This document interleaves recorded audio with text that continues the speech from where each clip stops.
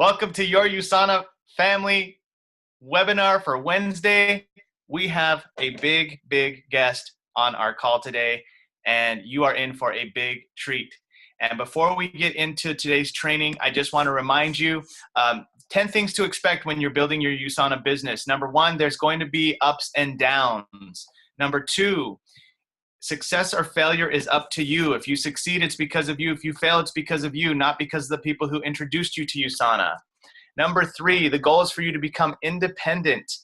Number four, make your plan on the weekends. Do it, review it, and adjust. Number five, it's going to take time. It's going to take a year to become competent. It's going to take 3 years to create a significant part-time income. It's going to take 5 years to become a significant earner and 7 years to become world-class. Number six, it takes consistent work and hustle. Number seven, you're going to have to grow and get outside of your comfort zone. Number eight, mental toughness is necessary. Number nine, the grass is not greener in other companies. I've seen people leave USANA and never make what they made with their USANA business. And number 10, this is a long-term game. USANA is 25 years strong with over $2.5 billion paid to its associates. It's provided me and my wife a full-time income for over a decade, as well as thousands and thousands of people like us who have stayed the course and really focused on their business. And you're going to hear from someone today who has done that, I think going on his 20th year in the company. And before we introduce him, I want to just remind you that amateurs sell products, but professionals sell the vision. Always make sure that you share the full picture of what USANA can provide to your guests and your prospects and even your clients. You know, your clients can always upgrade to become associates when they're able to see the vision of USANA. And few have done it as good as Foundation Executive One-Star Diamond Matt Ryan. Matt I think he's going on his 20th year with USANA. We'll find out here in a minute. But what I love so much about Matt is that he has a huge heart. I've known Matt for many years, and just working with him in the Crossline events here in San Antonio, seeing how he takes care of his team, seeing how he takes care of his family. He's just such a great example of holistic success. And Matt, I want to thank you for taking time out of your busy schedule to share your USANA story with us. We're very excited to learn from you, and we want to know everything. What was your life like prior to USANA? What was your life like during, building your business? What were the challenges you had to overcome? And what's life like today now that you have success with your USANA business? So without further ado, I want to bring you onto the webcam. Matt Ryan, welcome. Well, greetings. So did I do that right, Jared? Yes, we hear you. We see you. Great. Fantastic. Well, man, thanks for the introduction. And, wow, watching you walk through, your 10 major points that affect everybody, I was going, wow, that's every single one of those is absolutely true. And so I want to just commend you and Randy's team contact with having them clued in and being able to plug into events like this. And quite frankly, I want to say, thank you. It's quite an honor to even be asked. And so I appreciate that. I certainly don't take that lightly. And I want to make sure that I give you and your team the value that you're looking for. So I want to answer, your couple of questions there real quick and just kind of share, some of my story and experiences, with you guys. And so life for me in the beginning, I ran a very busy landscape contracting company. I had trucks and trailers and crews. And in fact, that it actually kind of started in high school and put me all the way through college. And I'd gotten married. And of course, with that, I needed, health insurance and those kinds of things. And so I even started working nights at UPS. And I was still going to university, working on my business degree. I was running a full-time landscape contracting company that was, I had 3 full crews for everything from sprinkler and construction to, maintenance and things like that with lawns and landscaping. And that was great. But it really kind of owned me. It was running me. I was out the door way before daylight and I was home way after dark. And I didn't really see my wife very much. And especially when I was working the night job at UPS for health insurance, it meant my life was, getting up at 2 o'clock, getting done at UPS somewhere around 9. While I was there, my crews would all start at 7 a.m. And then I would go, either check on them or I would be at school, going to college. And when I was done with college, of course, I'd go back and check on my jobs and my guys and bid jobs and do paperwork and do homework till whatever. And then to say I was busy would really be an understatement. I mean, I didn't have time. Friends and stuff that I had in my later days of high school, as they knew I was always working. And that was frustrating, to a large extent. And I'm sure it was frustrating to them as well. Shanna and I, even during our dating life, she kind of cracks up. There were many nights that a day would consist of, picking her up at whatever time I was done, going and eating, going to a movie, and I literally would fall asleep and sleep through the movie. And it's unfortunate. She will actually joke that she didn't really know who she married until we finally had a life together. And that continued on for a couple of years, early in our marriage, that same kind of life.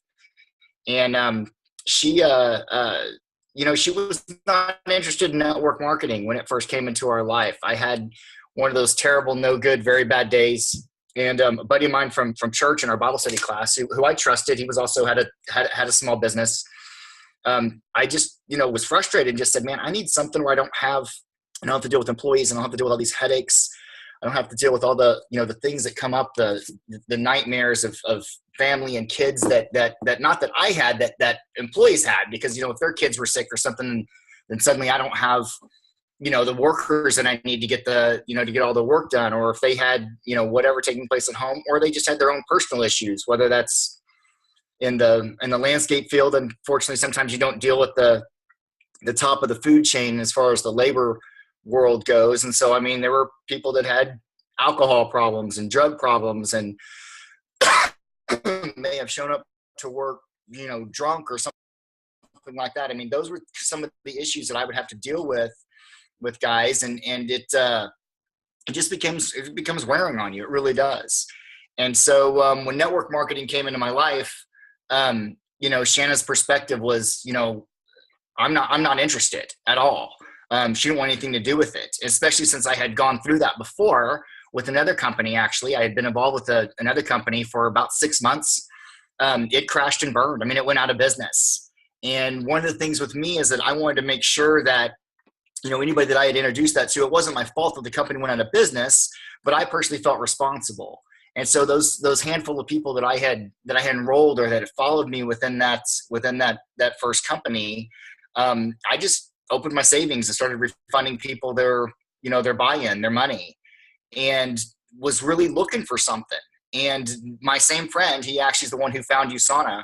We were looking, we looked at about 30 or 40 different companies before actually selecting USANA. And he's the one who actually found USANA.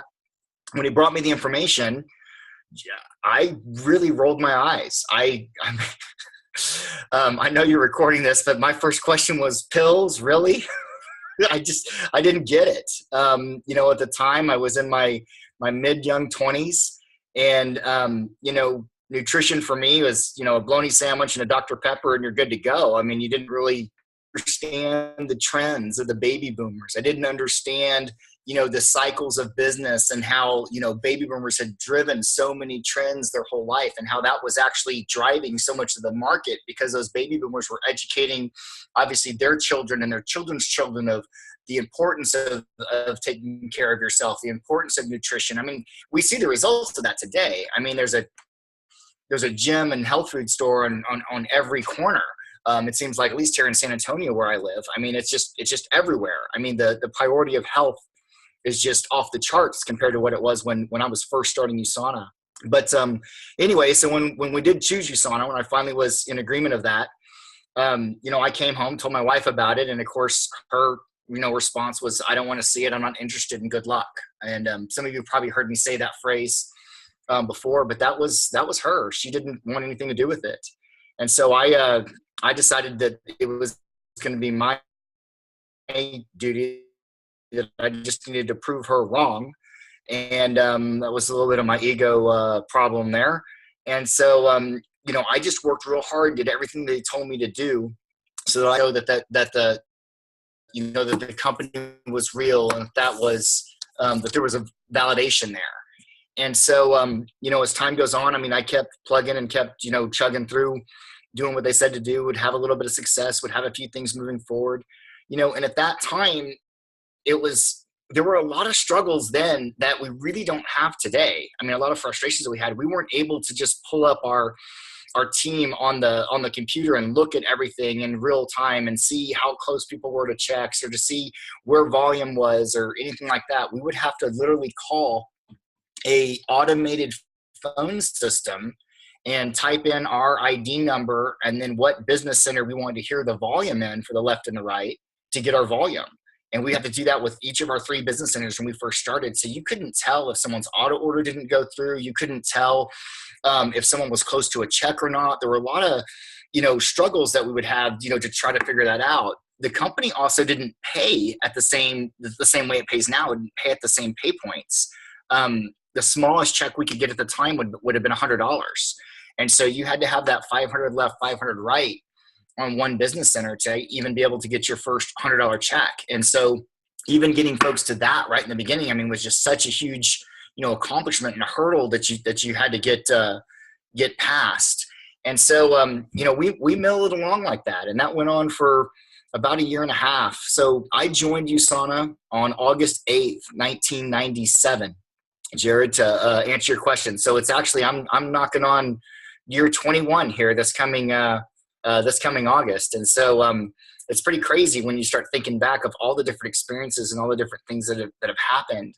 And I had challenges. I had lots of challenges. My first company went out of business, and so with my first company going out of business, we were my friends and people that I'd introduced that company to obviously were not as prone to look at my next opportunity. And so, those were some hurdles. My family, my parents and whatnot, didn't want to, weren't so interested in pursuing or even following me in what I was doing. And so with that, with your parents telling you you're crazy, with your in-laws telling you you're crazy, and with all the buddies that you had enrolled beforehand in your prior opportunity, it was hard. It was frustrating. And I can remember a conversation I had with one of my mentors early in the business.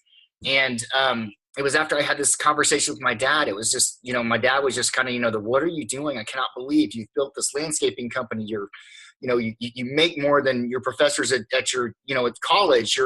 You've got the quote unquote American dream. But, he didn't see the other side of that. He didn't see the headaches and the struggle and the frustration that was associated with running that company.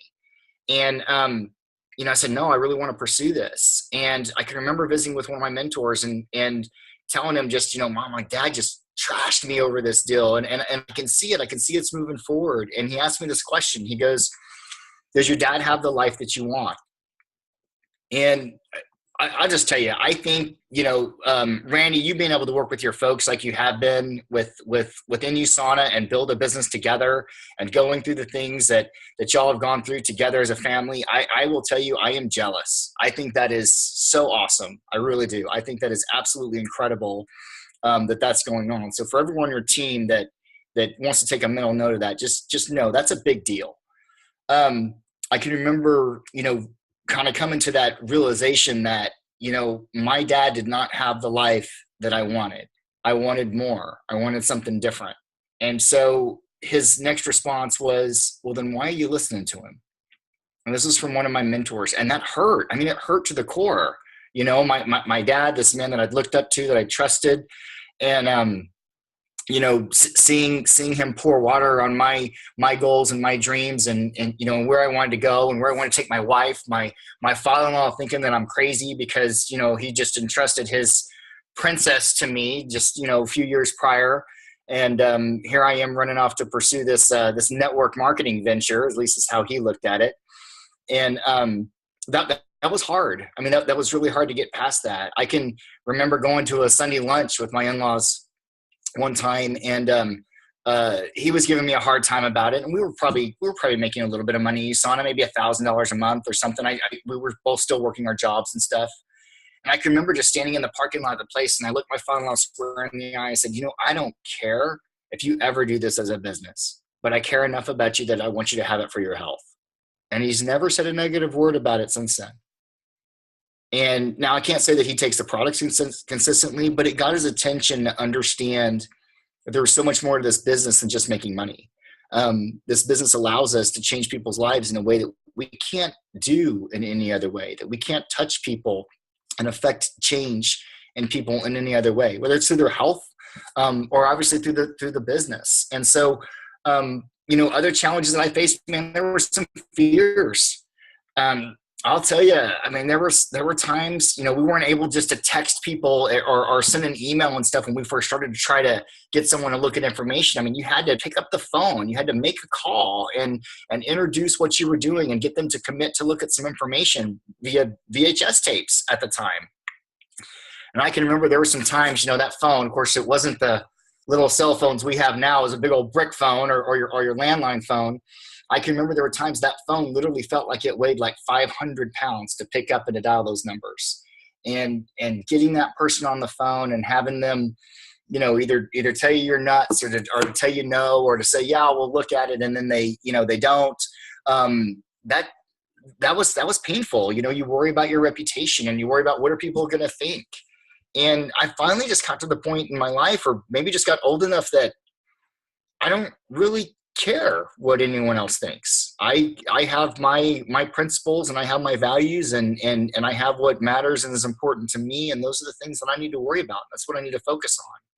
And so for me, as time went on, let's see, it took about a year and a half, and my wife was able to leave her full-time job. She was doing commercial real estate as a property manager for a company here in San Antonio. And literally, she was able to leave her full-time job. And that really is what the validation to our peer group.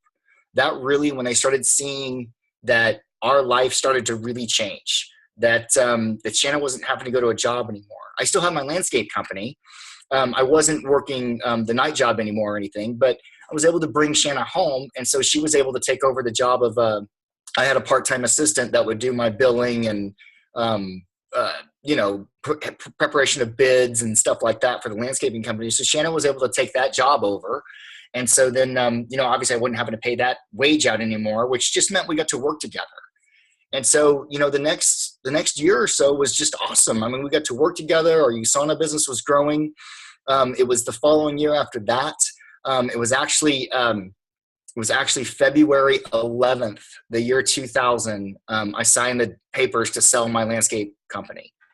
It's called Yardcraft Landscape Management. It got bought up by another company here in town, the accounts and the equipment and the so on and so on and so forth. And so, I think about that around every February, because that's, just now celebrated 18 years that I haven't had a job in 18 years because of USANA.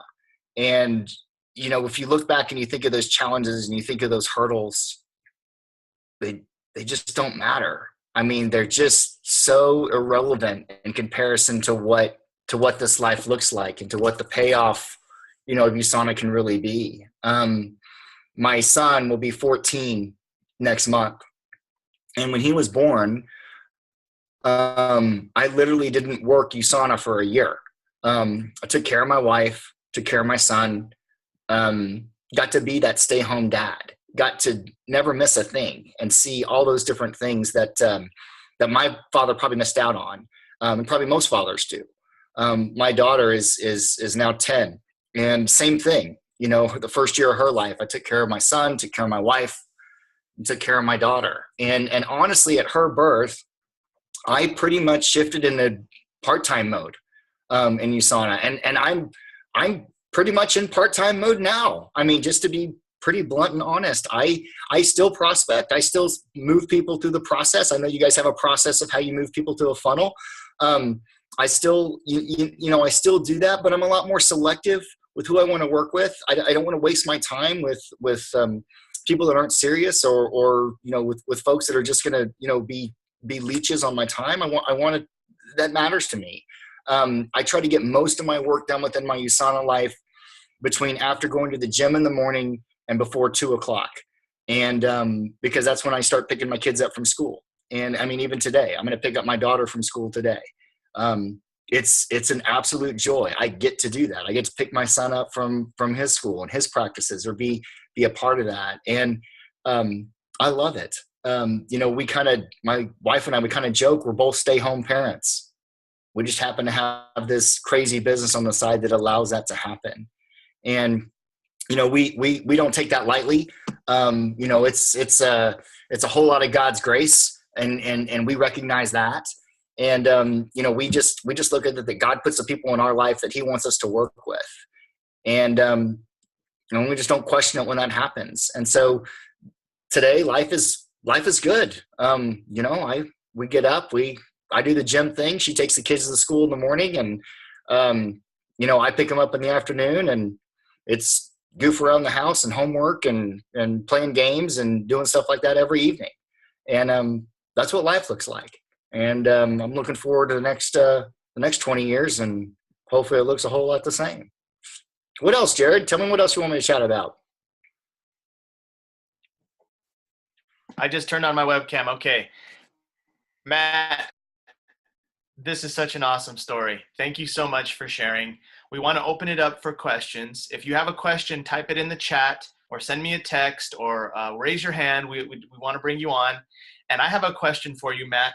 What were some of the harder times that you had to push through? Did you ever consider quitting or anything like that? How did you get over those times? I considered quitting several times. In the earlier days, and I think a lot of people go through that. And I think it's one of those things that people go through that it's kind of that hush hush thing that no one wants to talk about. But you know what? It's reality. It's truth. And I can remember a time being so frustrated. I was driving down. I can still picture it, driving over these railroad tracks over by our first home, and I'm literally almost in tears. And I'm listening to a cassette tape, an audio tape. It's just helping me with my belief level. It's just helping me grow. And almost in tears and like punching the steering wheel a couple times, and just like, man, I don't care how much people tell me I'm nuts. I'm going to do this thing. I'm going to do it. I've got to figure it out. And that was really a defining moment for me.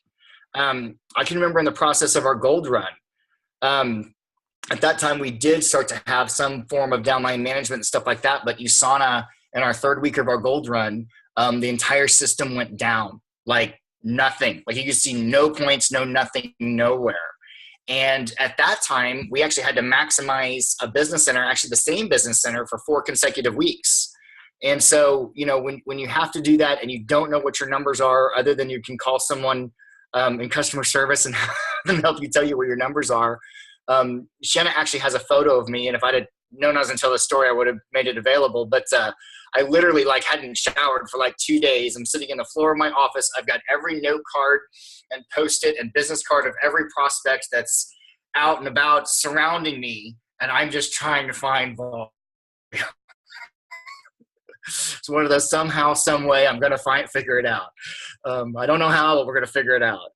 So yeah, I could probably tell stories like that all day long of crazy situations. Wow, thank you for your transparency on that. That's true. Not everyone talks about those hard moments and what was going on or how they pushed through, but we all go through them. So it's great that you shared that.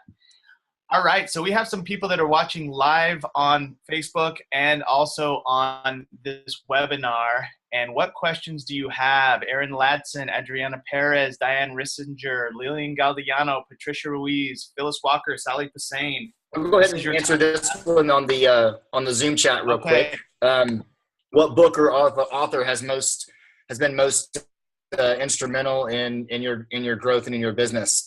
I'll tell you, I got introduced to John Maxwell a long while back, and I would just flat out tell you, anything that he writes, you need to read. You just really do. And regardless of your religious belief system or whatever, he is a Christian author. But his coaching on leadership and understanding people is tremendous. In fact, for years, when I would have someone that would qualify as a silver director, the gift that I would give them would be the 21 Irrefutable Laws of Leadership by John Maxwell. And I would just say that was probably that one, and that just turned me on to a list of others that you can go on. And I can go on and on about books. I'm a book freak, so I read a lot of books. Aaron Ladson says, I love that book, Law of the Lid. Yeah, absolutely. Thank you, Matt. And thank you, Dad, for the great question. All right, who's next? We got a couple minutes left. It's your chance to ask a question to Foundation Executive 1-Star Diamond, Matt Ryan.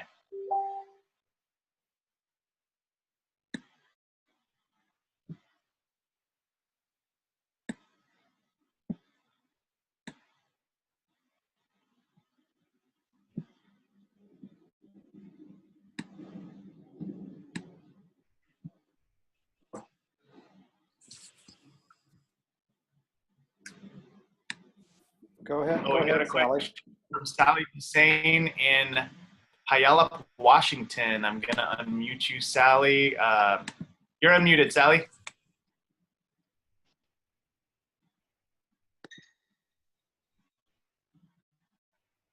Are you there, Sally? Maybe type in your question if we can't hear you. Hi. I was wondering what kind of audio tapes that you listen to when you're driving down the road, besides John Maxwell, possibly. So I'm here. Can you hear me? I can, Sally. Can you hear me now? I can hear you. Can you hear me? Yes, ma'am. Sally, I'm going to rephrase your question just to make sure everybody else heard, but you were asking what other things do I listen to, or what I listened to when I was driving down the road. I learned, well, I'll tell you what, I'll show you. How about that? I don't know if you can see this or not, but that's not going to turn out too well. This is my audio library. And then it moves into more books, more audios.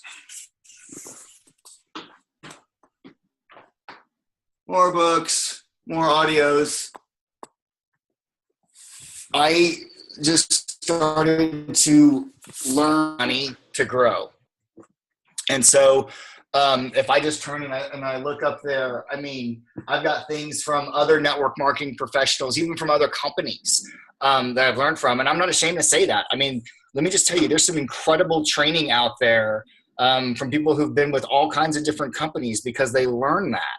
And so, I mean, I would listen to things from Amway speakers. I listened to things from Excel, if you remember the old phone card speakers. I listened to, USANA at the time also had a Life Masters series that you can listen to. Right now, they're doing the thing where online, where you'll see it on Facebook, that they'll promote a little success story and someone just telling them who they are. But I would listen to those things constantly. Anything by Jim Rohn, I definitely, took advantage of. A lot of those that have gone before us, I mean, Zig Ziglar's information. I mean, the things that were going to help me be that self-starter, because that's one of the toughest things with this business, is because you don't have a boss. You've got to figure out that you're going to make yourself do something. There were years in my truck that I just literally, the radio was never on. It's either I'm on the phone talking to somebody or I'm listening to something that's going to make me better. One of the two. And so if I have to be in the vehicle, if I have to travel somewhere, the music isn't going to help me, isn't going to raise my income, and isn't going to provide for my family. But me listening to something that's going to help me grow or me talking to somebody that's going to help their business grow is. And so those are the things that's just kind of how I looked at it. I've got 2 other bookshelves, but I know we're short on time. So Quite a library, and that's a great example to everybody of investing in yourself, and thank you for showing us that. Last question is from Adriana Perez in San Antonio. She asks, do you have a specific way to prospect? So yeah, I mean, we have a process that our team uses. It's primarily following GoPro, which I know a lot of folks are using. In fact, I'll even confess, had used and had known of Eric Worre and that outline when I started, my business would probably look very different than it does today. In a good way. I mean, but I have two main prospecting websites that we use to send people through that are kind of dead-end websites. They can't go anywhere from there. And so it allows me to control the information that they're seeing and not get lost in the spectrum of every possibility and every possible choice. And I try to duplicate that within our organization. After that, sometimes I have specific questions and we want to get them that specific video, or we want to get them the other specific information that they need. But for the most part, we just sift and sort through those two sites. And then, of course, follow up with a three-way phone call, as I'm sure you've been taught and I'm sure you've been using. I hope that helped. That did. Thank you so much, Matt. Thank you so much.